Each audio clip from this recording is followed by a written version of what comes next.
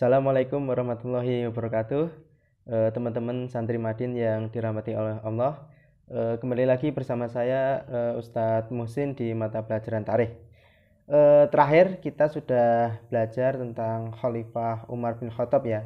Hari ini kita akan masuk ke materi Khalifah Utsman bin Affan.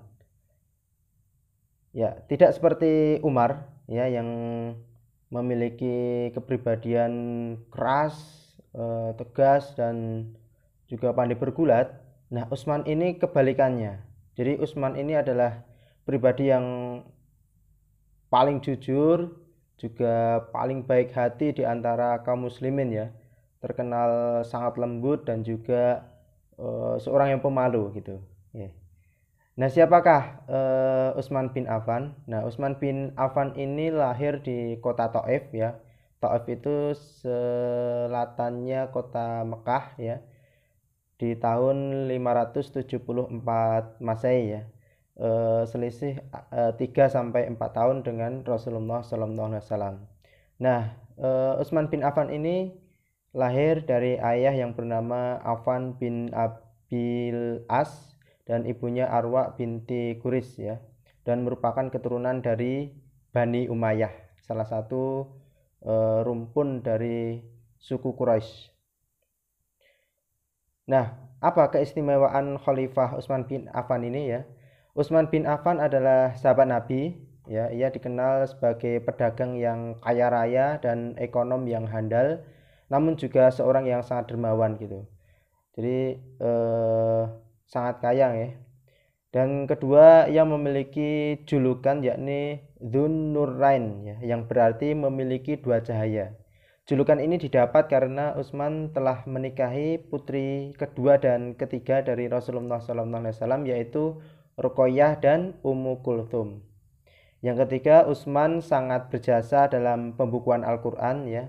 Kalau dulu di zamannya Abu Bakar itu baru mengumpulkan tulisan-tulisan yang ditulis oleh para sahabat ke dalam satu mushaf. Nah, di masa Utsman ini mushaf Al-Quran disempurnakan lagi, diberi tanda baca, diberi titik ya, karena dulu ayat-ayat Al-Quran yang dikumpulkan di masa Abu Bakar itu masih Arab gundul ya, belum ada fathah, kasroh, dhammah, belum ada perbedaan antara ba, ta, sa gitu, belum ada titik-titiknya. Maka di zaman Khalifah Utsman bin Affan ini disempurnakan lagi, dikasih tanda baca dan lebih sempurna lah dibanding zaman Abu Bakar dulu, dan dibuat 5 mushaf ya.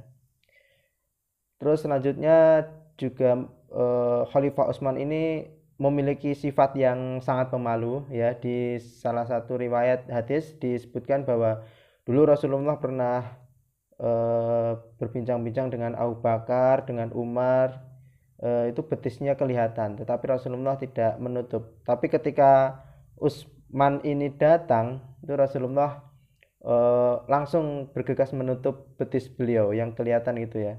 Jadi karena memang sifat Utsman yang sangat pemalu ya dibandingkan sahabat yang lain. Terus juga Khalifah Utsman bin Affan ini masuk Islam atas ajakan dari Abu Bakar As-Siddiq dan termasuk golongan As-Sabiqunal Awalun ya, orang-orang yang pertama masuk Islam. Kemudian sifat kedermawanan Utsman bin Affan ya, kita tahu sebelumnya bahwa Utsman ini adalah orang yang sangat kaya ya, ekonom yang handal, pedagang yang sukses gitu ya. Jadi kedermawanan Utsman ini dibuktikan saat yang pertama saat perang Tabuk ya. Utsman ini mendermakan 950 ekor unta, 70 ekor kuda dan 1000 dirham ya. Dan itu porsi nilainya sekitar sepertiga persen dari biaya perang Tabuk gitu. Yang kedua, pernah suatu ketika membeli sumur dari seorang Yahudi suku Ghifar ya, kemudian sumur tersebut diwakafkan untuk kepentingan rakyat umum ya secara gratis. Itu yang kedua. Yang ketiga adalah di masa Khalifah Abu Bakar ya, Utsman pernah memberikan gandum yang diangkut dengan 1000 unta. Bayangkan saja betapa banyaknya, betapa kayanya harta yang dimiliki Utsman bin Affan ini. Selanjutnya Utsman bin Affan ini diangkat sebagai khalifah pada bulan Muharram 24 Hijriah di usia 70 tahun ya. Cukup sepuh, cukup tua ya, di umur 70 tahun memerintah sebuah khalifahan yang cukup besar. Kemudian peran Utsman sebagai khalifah yang pertama, beliau memperluas bangunan Masjidil Haram di Mekah dan Masjid Nabawi di Madinah, terus juga membentuk polisi keamanan rakyat dan mahkamah untuk peradilan ya. Jadi di masa Utsman ini sudah mulai modern, sudah mulai ada kemajuan untuk pemerintahannya dengan membentuk polisi dan juga mahkamah untuk peradilannya. Yang ketiga, melanjutkan perluasan wilayah yang sudah dilakukan khalifah-khalifah sebelumnya, dan yang paling monumental tadi mengumpulkan Al-Quran dalam satu mushaf ya, yang kita kenal sekarang sebagai mushaf Utsmani, itu disusun pada masa Utsman bin Affan ya. Yang selanjutnya wafatnya Khalifah Utsman bin Affan. Jadi suatu ketika rumah Utsman bin Affan ini dikepung oleh pemberontak ya selama 40 hari dari bulan Ramadan sampai Dzulhijjah ya, karena tuduhan nepotisme dalam pemerintahan. Jadi banyak kerabat-kerabat dari Khalifah Utsman bin Affan yang diangkat sebagai gubernur, jadi bupati gitu ya. Jadi dituduh nepotis oleh